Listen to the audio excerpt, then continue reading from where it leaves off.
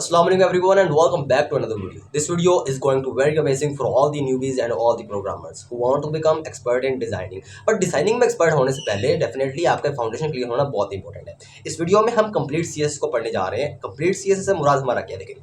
सबसे पहले तो हमें all the basics जो कि एक वेब डेवलपर को पता होने चाहिए डिजाइनिंग से पहले, CSS से पहले, ठीक है. हम उनके बारे में डिस्कशन कर रहे होंगे. उसके बाद कुछ advance topics like flexbox, like absolute, like relative. मैं आपको उन प्रॉपर्टीज को ऐसे यहाँ क्लियर करना चाहता हूँ कि कभी भी इन फ्यूचर आपको उन्हें दोबारा से रिवाइज करने की जरूरत ना पड़े, क्योंकि ये वो टॉपिक्स हैं जिन पर आपकी पूरी वेब डिजाइनिंग बेस कर रही है. आपके हर वेबसाइट के एलिमेंट्स, आपके हर वेबसाइट का पार्ट, सेक्शन, स्टेप, हर जगह पे जो चीज़ें यूज होनी है वो मैटर करती हैं उन 3 से 4 प्रॉपर्टीज पर. तो हम उनको डिस्कस कर रहे होंगे. इसके अलावा जितनी भी हमारी डिजाइनिंग में मेजर हमारे पार्ट्स हैं उन्हें हम डिस्कस कर रहे होंगे, ताकि आपके वो जो तमाम चीज़ें जो कि आपको आगे जाके तंग करने वाली हैं वो हम यहाँ पे क्लियर कर लेंगे. और यस, आपको वीडियो की टाइमिंग की ड्यूरेशन नजर आ रहा होगा, जो कि बहुत ज़्यादा नहीं है. आई थिंक 40 to 50 मिनट्स की वीडियो हमारी होगी कंप्लीट, जिसके अंदर हम वो तमाम चीज़ें without wasting any time clear करेंगे, ठीक है. और मैं आपको लास्ट में जो एक इंट्रोडक्शन देना चाहूँगा वो ये है कि एक्चुअली में एक नोट है कि देखें, जब आप कोई भी चीज़ शुरू करते हैं, चाहे वो HTML है, चाहे वो CSS है, चाहे वो जावास्क्रिप्ट है, तो आपको उस टाइम ये देखना होता है कि क्या क्या चीज़ें सिर्फ हमारे यूज़ में आ रही हैं या जो चीज़ें हमें अपग्रेडेड करनी है. अगर एक चीज़ 10 साल पहले यूज़ हो रही थी तो आपको ज़रूरत नहीं है उन्हें करने की, ठीक है. तो आप क्यों अपना टाइम पे वेस्ट कर रहे हैं, वाई, ठीक है. देखिए एक चीज़, दूसरी चीज़ ये है कि आपको जितने भी डेवलपर्स या यूट्यूबर्स आपको HTML करवा रहे हैं, CSS करवा रहे हैं, जावास्क्रिप्ट करवा रहे हैं, इन केस ऑफ HTML, तो आपको अगर आप जाके देखें W3 स्कूल जिस पे आप HTML आगे लेके सर्च करें तो आपके वहाँ पे आपको थाउजेंड्स ऑफ HTML के एलिमेंट्स मिल जाएंगे जो कि आपने आज तक देखे नहीं होंगे. इवन के जो एक्सपर्ट्स हैं वो भी इस बात को एग्री करेंगे कि आज तक उन्होंने वो एलिमेंट्स देखे ही नहीं है. रीजन ऑफ डैट कि वो यूज़ ही नहीं होते हैं, पुराने हो चुके हैं, उनकी जगह किसी और चीज़ ने ले ली है. तो ऐसे ही CSS के अंदर भी बहुत सारे ऐसे एलिमेंट्स हैं जो कि आज के टाइम में यूज़ नहीं होते हैं, मगर मार्केट के अंदर अवेलेबल है. आप उनको यूज़ करोगे तो कोई मसला नहीं है. लेकिन जब वो यूज़ ही नहीं हो रहे तो हम आज के जो एक न्यूबी है, एक प्रोग्रामर जो बनना चाह रहा है, जब वो उनको भी करता है और साथ आगे काम भी करता है तो वो डेफिनेटली ऑकवर्ड हो जाता है, क्योंकि इतना ज़्यादा एलिमेंट्स, इतनी ज़्यादा डिजाइनिंग प्रॉपर्टीज़ वो कैसे एक साथ काम कर सकता है. ठीक, क्लियर. और बाद में मोस्ट ऑफ द केसेस में हमें जो आंसर आगे से मिलता है वो ये मिलता है कि प्रैक्टिस करें भाई, practice makes the man better, not perfect, better. लेकिन देखिए मीन्स ये बात करने का मकसद ये है कि आपको पहले वो काम करना है जो कि इंपॉर्टेंट है. तो इस जगह इस वीडियो के अंदर हम वही काम करेंगे जो डेफिनेटली इंपॉर्टेंट है और उन सब कामों को इग्नोर कर देंगे जो कि हमारी नीड में ही नहीं है यार, ठीक है, ज़रूरत नहीं जिनकी हमें, ठीक है. तो आज की वीडियो का मेन हमारा जो पॉइंट है, not waste the time, and उन सब प्रॉपर्टीज़ को, उन सब एलिमेंट्स को, उन सब बेसिस को हम डिस्कस कर रहे होंगे जो कि CSS एक डिज़ाइनर बनने में ज़रूरी है. चलते हैं अपनी कंप्यूटर स्क्रीन पे, लेट्स गेट स्टार्ट. सो मैं अपनी कंप्यूटर स्क्रीन पे आ चुका हूँ एंड सबसे पहले एज यूजुअल हमें काम करना है. हमें एक यहाँ पे एक फोल्डर क्रिएट करना है, ठीक है. एक फोल्डर मैंने क्रिएट किया हुआ है यहाँ पे, तो उसको मैं यहाँ से क्लोज कर दूँगा एंड एक नया फोल्डर हम क्रिएट करते हैं, ठीक है. जस्ट न्यू फोल्डर एंड इसका नाम रखूँगा CSS, ठीक है. उसके बाद क्या करूँगा, मैं इसको जस्ट ओपन विथ कोड करूँगा. No rocket science, just open with code, ठीक है. सो हमारे पास यहाँ पे कुछ इस तरह की फाइल क्रिएट होगी, ठीक है. मैंने आप लोगों के लिए एक अलग से एक फाइल बना के रखी हुई थी. एक्चुअल में मैंने ये एक इंस्टीट्यूट है, वहाँ मैंने पढ़ाया था प्रोजेक्ट, ठीक है. तो मैं वहाँ से उस फाइल को कॉपी कर लेता हूँ. उसमें एक्चुअली में सारे टॉपिक्स लिखे हैं जो हमने आगे आज पढ़ने हैं, ठीक है. तो यहाँ पे हम उस टॉपिक को पेस्ट कर देते हैं. सो ये इस तरह से टॉपिक्स हैं हमारे जिनको आज हमें पढ़ना है, ठीक है.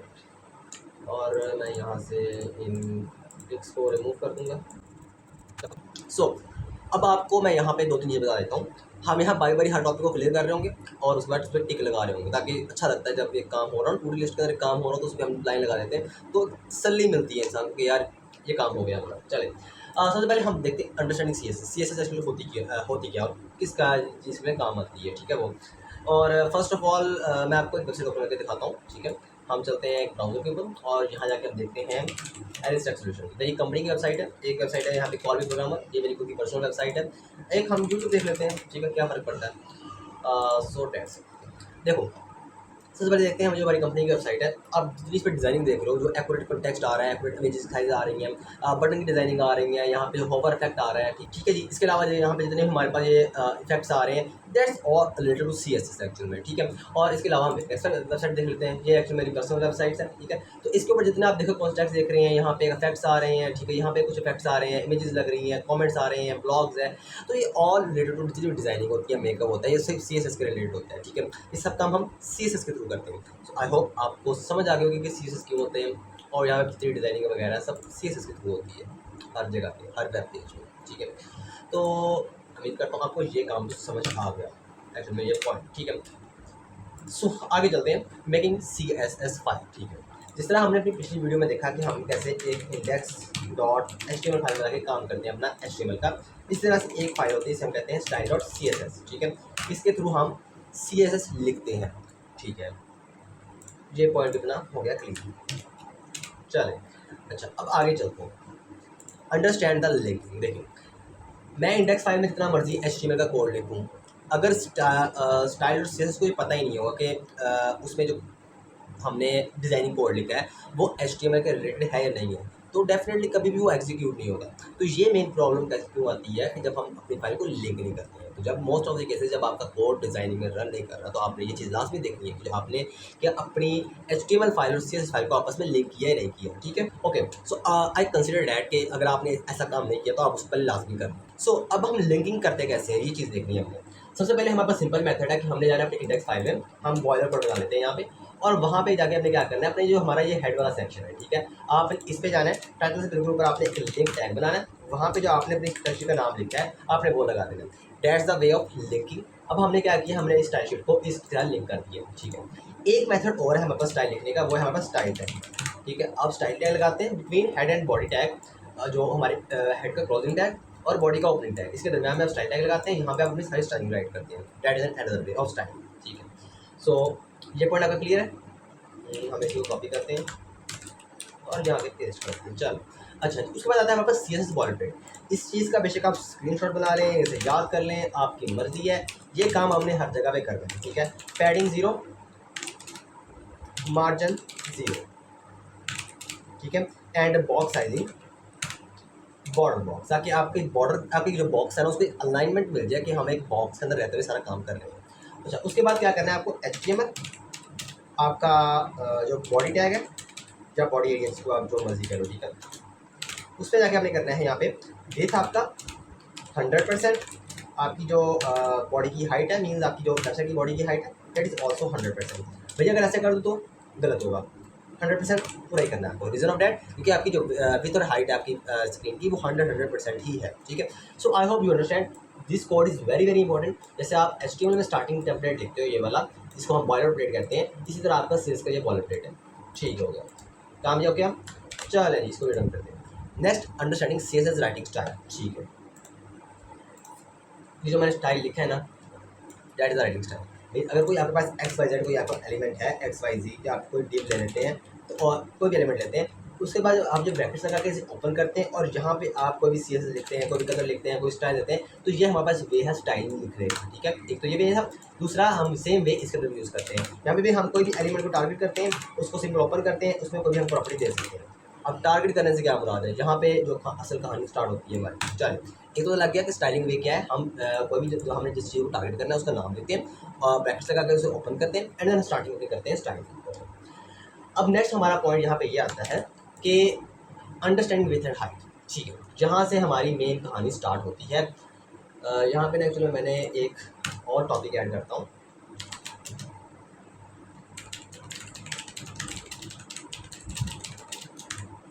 Okay, understanding class and height. चलो देखिए, मैंने यहाँ पे एक डिव टैग लिया, हमने अपनी स्टाइल शीट वाली HTML वाली हमने अपनी जो वीडियो थी उसमें पढ़ा था कि डिव टैग क्या होता है। ठीक है, उसमें मैंने एक क्लास दे दी। अब क्लास और आईडी क्या होती है, देखिए, जब आपने किसी भी टैग को कोई स्पेशल या स्पेसिफिक आइडेंटिटी देनी हो, तब हम क्लास और आईडी का यूज़ करते हैं।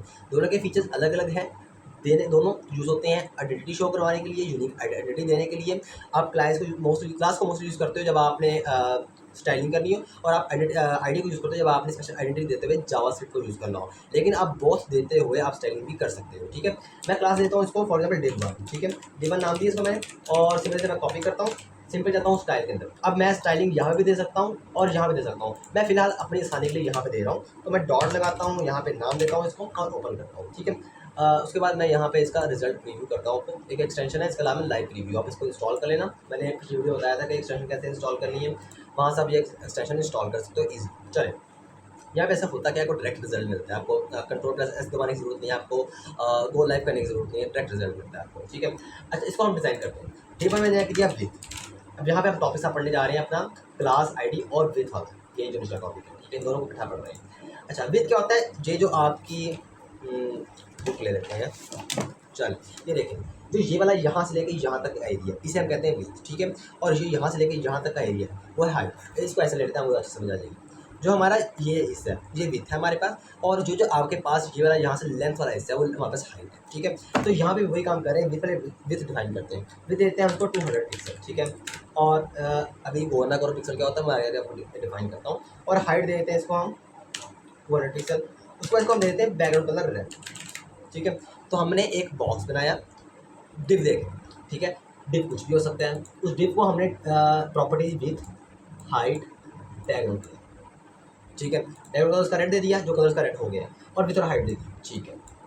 इमेजिंग है, हमने इसको विथ दी, हाइट दी इसको, ठीक है, और उसको कलर दिया बैकग्राउंड रेड। तो उससे हमारे पास एक डॉट बॉक्स बन गया। एक काम और करते हैं जो मैं आपको बताना चाहता हूँ। अगर इसकी पैडिंग 0 कर देते हैं, ठीक है, और इसका मार्जिन 0 कर देते हैं, तो आपको नजर आएगा यहाँ पे कुछ स्पेस नजर आ रहा है। ये स्पेस खत्म करने के लिए हम यहाँ पे जो प्रॉपर्टीज लगाते हैं, और बॉक्स साइजिंग एक बॉक्स अलाइनमेंट मिलता है।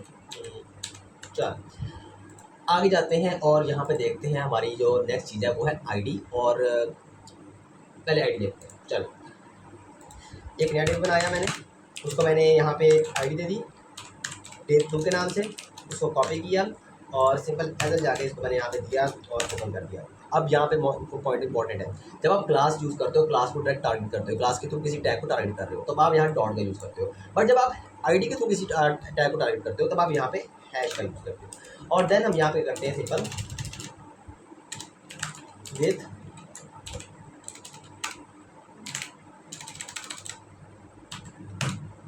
Hundred pixel, height 100 pixel, background colour, ठीक है जी। अंडरस्टैंड कर रहे हो? चल इसको हम कॉमेंट आउट करते हैं ताकि हम अपने अगले टैग को डिस्कस कर सकें। एंड अगला टैग आई वांट टू से हमारे पास है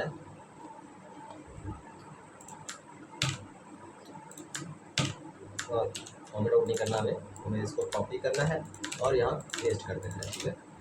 चले आगे बात करते हैं मार्जिन एंड पैडिंग की। एक इंपॉर्टेंट टॉपिक है ये भी, चले इसके डिस्कस कर रहे हैं। मैंने क्या किया, मैंने जल्दी से एक डिव बनाया नया, ठीक है, और उस डिव का नाम दे दिया मैंने क्लास दे दी उसको, मैंने क्लास दे दी इसको मैंने बॉक्स 1, ठीक है। इसको मैंने कॉपी किया और यहाँ जाके मैंने एक डॉट लगाया, उसको ओपन किया प्रॉपर्टी को यहाँ पे, ठीक है। और यहाँ पे मैंने इसको दे दी विथ 100 पिक्सल, हाइट दे दी मैंने 100 पिक्सल, ठीक है। और उसके बाद मैं क्या करता हूँ, मैं यहाँ पे अपने इस स्ट्रीम में जाता हूँ और जो HTML बॉडी मीन कि हमारा जो ये वाला ए जहाँ पे हम अपना सारा कोड देख रहे हैं बॉडी का, ठीक है। ये बॉडी कौन सी है, जितना हमारा ये वाला एरिया स्क्रीन का, ये सारा बॉडी टैग है, ठीक है। मैं इसको क्या करता हूँ, मैं इसको सिंपली यहाँ पे ब्लैक कर देता हूँ। तो मैं क्या कहूँगा, यहाँ जाऊँगा और फिर उसका बैकग्राउंड कलर ब्लैक, ठीक है।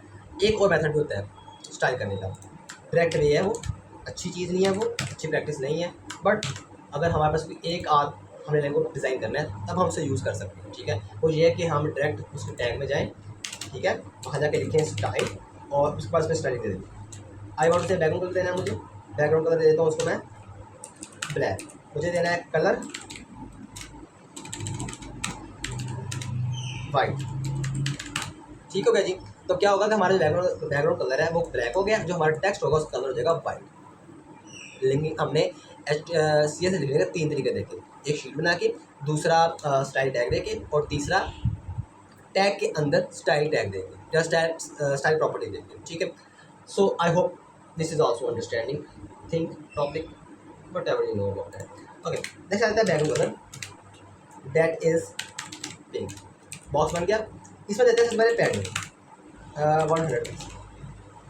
क्या हुआ यहाँ पे, इसको बाद में देखते हैं, पहले देखते हैं मार्जिन 100, ठीक है जी। जब हमने इसको दिया मार्जिन तो ये क्या हुआ, यहाँ पे स्पेसिंग मिल गई इसको काफ़ी सारी। अब क्या होता है, जो मार्जिन होता है वो हमेशा होता है आउटसाइड द स्पेसिंग, ठीक है। जो बॉक्स है उसकी आउटसाइड द स्पेसिंग होती है, ठीक है। और जो पैडिंग होता है वो होता है बॉक्स की इनसाइड द स्पेसिंग। एग्जांपल दिखाता हूँ, अगर मैं इसमें लिख दूँ अली हैदर, ठीक है, और अब इसको पैडिंग देता हूँ, तो आप देखोगे जो आपका अली हैदर जहाँ पे मैंने लिखा है वो अली हैदर जो आप वहाँ से लेकर उस कॉर्नर से लेकर वहाँ तक काफ़ी सारी स्पेसिंग ऐड ऑन होगी है। तो क्या होता है कि जो हमारे पास पैडिंग है वो बॉक्स के इनसाइड में स्पेस देता है, जो मार्जिन है वो बॉक्स के हमेशा आउटसाइड स्पेस देता है, एलिमेंट के आउटसाइड में स्पेसिंग देता है, ठीक है। आई होप आपको ये टॉपिक भी क्लियर हो गया होगा। तो इसके बाद में क्वेश्चन है, वीडियो को रिवाइज करके देखो, अदरवाइज आप मुझे कॉमेंट सेक्शन में पूछ सकते हो। चलें इसको भी हम यहाँ पे क्लोज करते हैं। इसे कॉपी करते हैं और इसे पेस्ट करते हैं। ठीक है, अब हमने कहानी पढ़ी पिक्सल और परसेंटेज की, इसको भी डिस्कस कर लेते हैं। मैं इसी टॉपिक को कॉमेंट आउट करता हूँ और इसको यहाँ से कॉपी करते हैं। चल देखो, पिक्सल क्या होता है, छोटे छोटे स्मॉल डॉट्स होते हैं स्क्रीन पे, छोटे छोटे small dots, hundred of billions of dots मिलके कोई ना कोई चीज़ बनते हैं, टेक्स्ट हो गया, इमेजेस हो गया, वीडियोस हो गया, और वो डॉट्स को हम पिक्सल कहते हैं। अगर हम 20 पिक्सल साइज दे रहे हैं तो 20 डॉट्स मिलके वो चीज़ बना रहे होते हैं।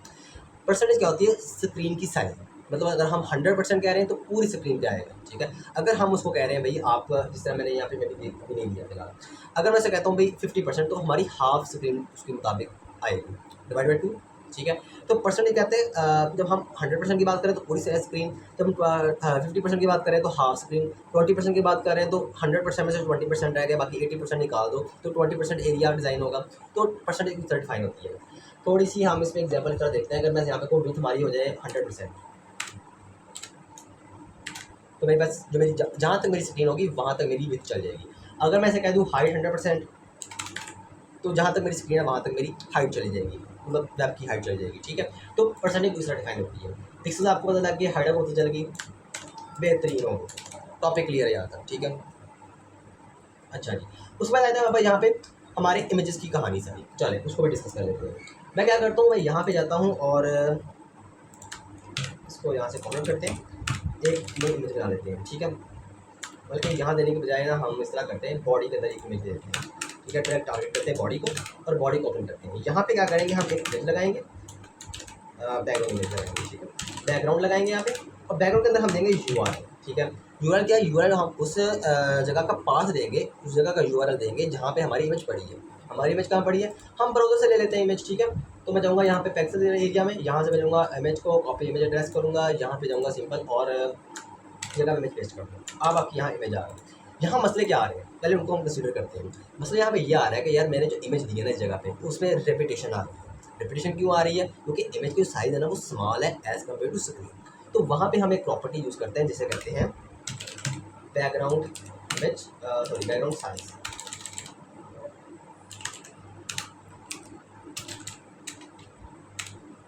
कवर, उससे क्या होगा कि मेरी जो मेरी इमेज है वो मेरे बैकग्राउंड के मुताबिक हो जाएगी। ठीक है, ओके, यहाँ तक बात क्लियर है।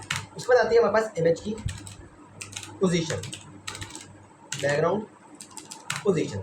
अगर मुझे अपनी इमेज का सेंटर लाना है अपने स्क्रीन पे, तो मैं क्या करूँगा, इसको कर दूँगा यहाँ पे सेंटर, तो मेरे जो सेंटर है वो मेरी स्क्रीन पे आ जाएगा, अकॉर्डिंग टू जो मेरी स्क्रीन है उसके मुताबिक, साइज के मुताबिक सेव हो जाएगा। अच्छा, अगर मैं कर दूँ राइट साइड में, तो मेरा जो राइट साइड है वो आ जाएगा। ठीक है, अगर मैं कर दूँ बॉटम साइड, तो मेरा जो बॉटम एरिया वो शिफ्ट हो जाएगा। ठीक है, अगर इसे मैं कर दूँ यहाँ पे लेफ्ट साइड, तो लेफ्ट तो कुछ होगा नहीं क्योंकि लेफ्ट ऑलरेडी अवेलेबल है। चलें, इस प्रॉपर्टी को डिस्कस कर लिया हमने। एक काम यहाँ पे वो कर सकते हैं कि ताकि रेपिटेशन ना आए, तो हम क्या करते हैं, बैकग्राउंड रिपीट नन कर सकते हैं, उससे मेरी कभी मेरी इमेज है वो रिपीट नहीं होगी। ठीक है, ओके, यहाँ तक क्लियर हो गया। That's all the properties related to image background. ठीक है, कुछ और होती हैं, फिर जब प्रोजेक्ट बनाएंगे उनको तब डिस्कस कर लेंगे, फिलहाल आपके लिए इतनी ही ज़रूरी है। इसको भी हम ओके करते हैं, Ctrl+C एंड Ctrl+V। ठीक है, एक चीज़ मैं आपको यहाँ पे और बता देता हूँ कि आप बैकग्राउंड इमेज डायरेक्ट भी लगा सकते हैं, पर वो ना हम यूज़ करते हैं एज यूज़र के बैकग्राउंड जब हम बनाते हैं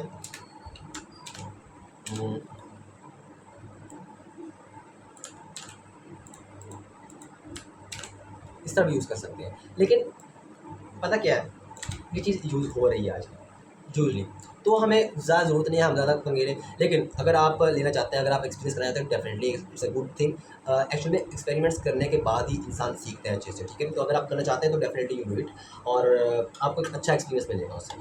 अच्छा, नेक्स्ट टॉपिक पे चलते हैं, दैट इज़ पोजीशन एब्सोल्यूट। हाँ, ये टॉपिक थोड़ा डिफिकल्ट है, इनको पढ़ते हैं, लेकिन ये टॉपिक थोड़ा ईजी है, इसको पहले पढ़ लेते हैं। चलिए, इस पर हम बात करते हैं। मैं क्या करता हूँ, यहाँ पे इसको मैं कॉमेंट आउट करता हूँ, और मेरा यहाँ पे मैंने बॉक्स बनाया था, आई थिंक सो वो ये था, ये वो। ठीक है, और इसको मैं अगेन पिक्सल दे देता हूँ। ठीक है, और इसको भी मैं अगेन पिक्सल दे देता हूँ। ठीक है, अब बात करते हैं और इसकी पैडिंग और मार्जिन को मैं फिलहाल के लिए पैडिंग मार्जिन दे रखते हैं, पैडिंग हम इसको कर देते हैं। चल, और इसका साइज हम कर देते हैं 200 पिक्सल, और इसका साइज कर देते हैं यहाँ से हम 200 पिक्सल। ठीक है, अब बात करते हैं बॉर्डर डिज़ाइन पर। बॉर्डर क्या है कि हमने अपनी जो एलिमेंट हमने बनाया है, जो हमने बॉक्स बनाया, तो हमने बॉर्डर की बॉर्डर से हमने इसको डिज़ाइन करना है। तो मैं बॉर्डर पे मैं डिज़ाइन जो कर रहा हूँ उसको मैं सबसे साइज देता हूँ, मैं इसको 10 पिक्सल दे देता हूँ ताकि आपको अच्छे से नजर आए। और उसकी जो स्टेट है हमने सिर्फ सॉलिड, सॉलिड, और इसको अपने कलर देना है रेड, ठीक है। ये बॉर्डर है हमारे पास। उसके बाद आता है हमारे पास बॉर्डर रेडियस, ठीक है, यानी रेडियस हमने देना है उसको, तो देता हूँ उसको 20 पिक्सल दे देता हूँ। तो जो बॉर्डर रेडियस हम यूज़ करते हैं उससे हम कोई ना कोई साइजिंग देते हैं, तो उससे क्या होता है जो हमारी बॉर्डर है ना वहाँ से कर्व आ जाती है शेप, ठीक है, कॉर्नर से। तो इसको हम अगर हम इसको कर दें 50% परसेंटेज में करें तो बिल्कुल बहुत ज़्यादा हो गया। रीज़न ऑफ डैट कि साइजिंग परसेंटेज में आ गई, बट मेरा अली हैदर अभी पीछे ही है, मेरा अली हैदर मतलब मेरा नाम भी अभी पीछे है। उसकी रीज़न क्या है कि हमारी बॉक्स हमारा एक्चुअल में वहाँ पड़ा हुआ है, लेकिन हमारी बॉर्डर इस कर्व हो गया। उस केस में मैं क्या करूँगा, उस केस में मैं इतना करूँगा कि यहाँ पे जो मेरी पैडिंग है ना उसको ले आऊँगा मैं 50%। तो आगे देख लो अली हैदर बिल्कुल सेंटर पे आ गया। That's all the scenario, but in cases में हम आगे जाके डिस्कस कर रहे होंगे, तो फिलहाल इसकी हमें ज़रूरत नहीं है। चलो, सो आई होप आपको ये चीज़ समझ आ गई होगी। And now going on the next topic,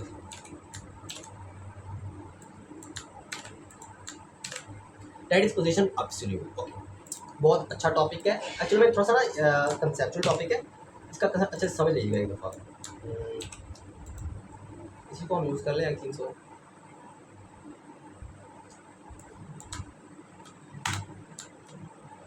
नहीं, एक नया टॉपिक बनाते हैं ताकि आपको अच्छे से समझ आ सके। इसको भी काउंट कर देते हैं। अच्छा, सबसे पहले क्या करता हूँ मैं यहाँ पे 2 डिव बनाता हूँ। एक डिव का नाम देता हूँ मैं बॉक्स 2 और एक नाम देता हूँ मैं बॉक्स 3, ठीक है। और उसके बाद मैं क्या करता हूँ, डिज़ाइन करता हूँ इनको डॉट बॉक्स 2, ठीक है, और से देते हैं हम विथ 300 पिक्सल, ठीक है, हाइट 100 पिक्सल और बैकग्राउंड कलर रेड, ठीक है, 100 पिक्सल, सॉरी 300 पिक्सल, ठीक है। और उसके बाद क्या करते हैं, यहाँ पे एक बनाते हैं simple as well as copy किया और अभी इसको दे दिया बॉक्स 3। इसका हमने कलर दे देते हैं यहाँ से वाइट, ठीक है जी। अच्छा, अब बात यहाँ बड़ी इंपॉर्टेंट है, ध्यान से समझिएगा उसे, ठीक है। देखिए यहाँ पे हम 2 बुक्स ले लेते हैं। चलो ठीक है, ये हमारे पास रेड कलर है, ये हमारे पास वाइट कलर है, ठीक है। कलर एक्चुअली चेंज कर लेते हैं ताकि मिक्स ना हो, ठीक है। ये हमारे पास रेड कलर है, ये हमारे पास वाइट कलर है। अब क्या होगा कि अगर मैं ऐसा करता हूँ कि मैं इस वाइट जो हमारा वाइट कलर है इसको मैं पोजीशन एब्सोल्यूट प्रॉपर्टी देता हूँ, ठीक है। तो ये तो अपनी जगह पे मौजूद रहेगा, ये उठ जाएगा पर अपनी जगह पे मौजूद रहेगा। लेकिन क्या होगा कि अगर मैं इस रेड कलर को पोजीशन एब्सोल्यूट प्रॉपर्टी दे दूँ तो क्या होगा कि ये अपनी जगह से उठ जाएगी। उठाने के लिए सिर्फ करते हैं, हवा में ले जाएंगे इसको। जब हम इसको पोजीशन एब्सोल्यूट प्रॉपर्टी देंगे तो ये हवा में चल जाएगा, ठीक है। और ये अपनी जगह पे अवेलेबल है जो वाइट कलर है, ठीक है। जब ये हवा में जाएगा नीचे जगह खाली हो जाएगी, जो हमारे पास वाइट कलर है वो नीचे आ जाएगा इसके, ठीक है। करके देखते हैं। मैंने यहाँ बॉक्स 2 को पोजीशन एब्सोल्यूट दिया, ठीक है, देख रहे हो। थोड़ा साइज इंक्रीज करते हैं अपने बॉक्स 3 का ताकि आपको कलर नज़र आ सके। इसे दे देते हैं हम 350 और 350। तो आप देख रहे हो नीचे वाइट कलर हमारा अवेलेबल है, जो वाइट बॉक्स है वो अवेलेबल है। पर क्या हुआ कि जो रेड कलर है ना हमारा वो ऊपर से मूव हो गया, वो मूव नहीं हुआ एक्चुअली में। क्या हुआ, जो हमारा रेड कलर है ना वो उठ गया हवा में, और जो हमारा नीचे वाइट कलर बॉक्स था वो उसके नीचे आ गया, ठीक है। अच्छा, एक काम और करते हैं, जब पोजीशन एब्सोल्यूट प्रॉपर्टी लगाते हैं तो क्या होता है, जब हमारा जो एलिमेंट है वो हवा में आ जाता है। अब उसको हम किसी जगह पे मूव कर सकते हैं, करके देखें। इसको हमने कर दिया बॉर्डर 20 पिक्सल, बॉर्डर से जो 20 पिक्सल रहेगा। तो इसको हम क्या करते हैं, इसे हम अपने जो एलिमेंट है जो हमने एक बॉक्स बनाया उसे हम किसी जगह पे मूव कर सकते हैं। बट पोजीशन एब्सोल्यूट लगाने के बाद, क्योंकि वो जो हमारा जो बॉक्स है वो हवा में आ जाता है, उसको हम किसी जगह पे मूव कर सकते हैं, उसके रास्ते में कोई रुकावट नहीं रहती है। समझ लो बात को। चलो, ये हमारी कहानी थी पोजीशन एब्सोल्यूट की।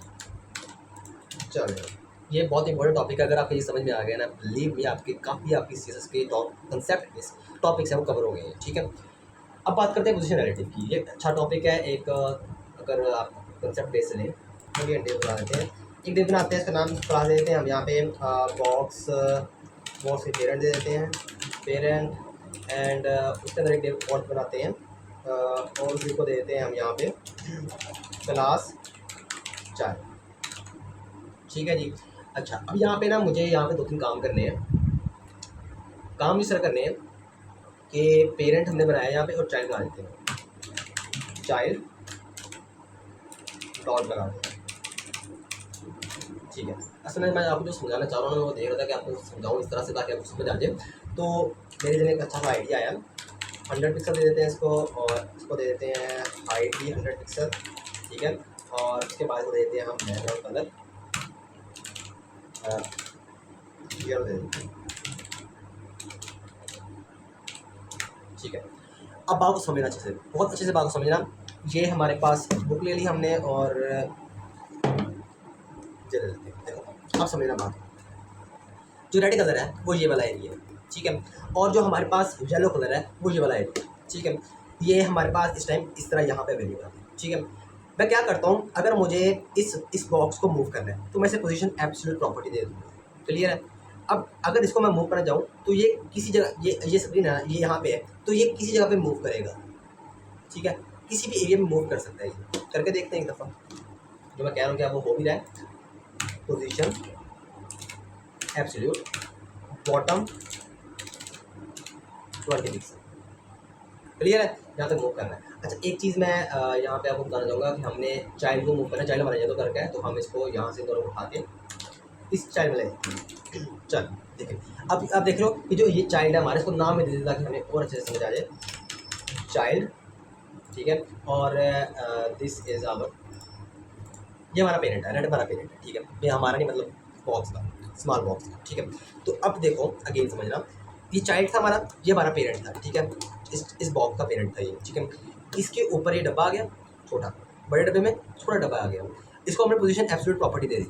अब ये किसी जगह पे मूव कर सकता है, लेकिन अब ये अपने, अगर इसको हम मूव करते हैं बॉटम से, जैसे मैंने इसे बॉटम से मूव किया अपने येलो कलर को यहाँ पे, अपने येलो बॉक्स को, तो क्या हुआ कि वो बॉक्स जो पेरेंट है ये वाला रेड कलर का, उससे भी बाहर निकल के मूव हो गया, ठीक है।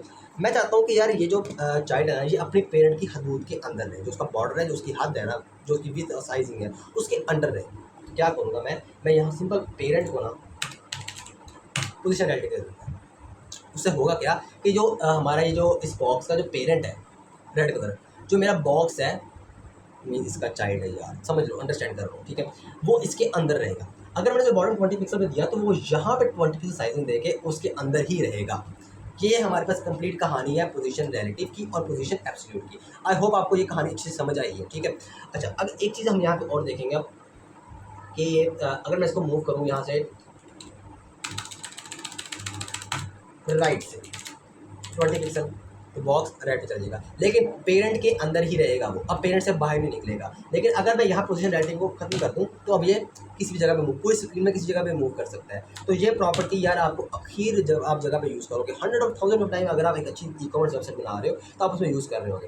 तो ये एक इंपॉर्टेंट टारगेट है, एक इंपॉर्टेंट पॉइंट है, और मैं कंसिडर कि आप इसको इस कंसेप्ट को अच्छे से क्लियर कर लो। अगर वीडियो समझ गई रिवाइज करके देखो 2-3 दफ़ा, ताकि आपको अच्छे से टॉपिक समझ में आ जाए। सो आई होप ये टॉपिक आपकी समझ में आया होगा, क्लियर।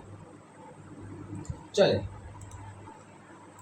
कॉपी करते हैं और पेस्ट करते हैं। लास्ट टॉपिक हमारा फ्लेक्स बॉक्स, अच्छा टॉपिक है, मीन्स फेवरेट भी है और ऐसे इंपॉर्टेंट भी है।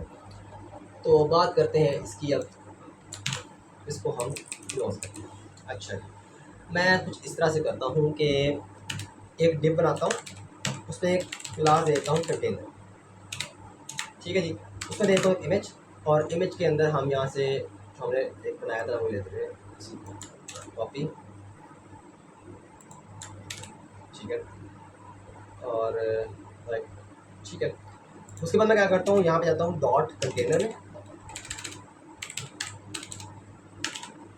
ये कंटेनर, ठीक है, और उसमें जाके एक काम मैं बहुत इंपॉर्टेंट करूँगा यहाँ पे, उसको समझ लो पहले कोर्स से।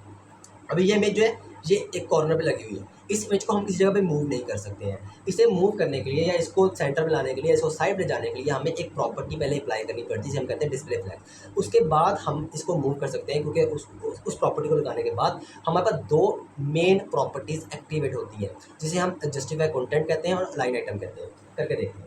सबसे पहले मैं क्या करता हूँ, मैं यहाँ पे डिस्प्ले फ्लैग्स प्रॉपर्टी लगाता हूँ, डिस्प्ले फ्लैग्स। अच्छा उसके बाद ऊपर लगाऊंगा जस्टिफाई कंटेंट सेंटर, इमेज मेरी सेंटर में होगी। अच्छा अगर मैं अलाइन आइटम लगाऊं सेंटर करूं, नहीं होगा, रीजन ऑफ डैट क्योंकि मैंने इस इमेज का अभी तक विथ और साइज, यानी कि विथ और साइज यानी स्क्रीन की साइज और विथ मैंने डिफाइन नहीं की है। कर लेते हैं, कोई हर्ज नहीं है। क्या करता हूँ, पहले मैं इसको अगर कॉम्प्लीट कर लेता हूँ और जहाँ जाकर बता रहा हूँ इसको कि विथ जो है ना, अब स्क्रीन की विथ जो है, जो कि जिसका कंटेनर वर्क कर रहा होगा उसकी है वो है 100%, मर्जी है मूव करो। और जो हाइट है वो 100 VH है, इमेज बढ़ गई क्योंकि उस डॉट कंटेनर के अंदर मैंने इमेज दी हुई है और डॉट कंटेनर को मैंने कह दिया भी आपकी जो हाइट है वो 100% है, तो जो मेरी इमेज है वो ऑटोमेटिकली उस एरिया में कवर हो जाएगी। ठीक है, अगर मैं यहाँ पे लाइन पे सेंटर कर देता हूँ तो आपकी इमेज सेंटर में आ जाएगी, एक बिल्कुल सेंटर में, जो इंडेक्स हमारा सेंटर में उस जगह पे आ जाएगी। ठीक है, तो ये टोटल कहानी थी अलाइन आइटम की। लेकिन एक फॉर्मूला देता हूँ मैं आपको यहाँ पे। जस्टिफाइड कंटेंट जो है वो हमेशा वर्क करता है अलोंग विद स्क्रीन है, ये इमेज चाहिए, जस्टिफाई कंटेंट लगाया, ये इमेज सेंटर में आ गई, ये इमेज सेंटर में आ गई, अलोंग द विथ, ये विथ है, अलोंग द विथ। जब लाइन आइटम लगाएंगे तो वो अलोंग द हाइट सेंटर में आएगा, मतलब इस तरह से।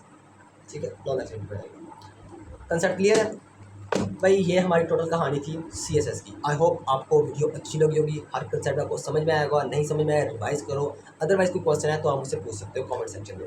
और ये वीडियो पे हमने अपने जो फिजिकल इंस्टीट्यूट है वहाँ पे भी शेयर करनी है, तो उम्मीद करता हूँ सबको समझ में आ रहा होगा अच्छे से। ठीक है, बाकी अगर कोई आपको हेल्प चाहिए तो आप मुझे इंस्टाग्राम पे फॉलो कर सकते हैं, वहाँ पे मुझे क्वेश्चन कर सकते हैं, मुझे DM कर सकते हैं, अदरवाइज हमारा व्हाट्सएप नंबर अवेलेबल है नीचे, वहाँ पे मुझे कॉन्टैक्ट कर सकते हैं। ठीक है, एंड आज की वीडियो यहाँ पे एंड करते हैं और मिलते हैं नेक्स्ट वीडियो पे। तब के लिए दुआ में याद रखिएगा। अल्लाह हाफ़िज़।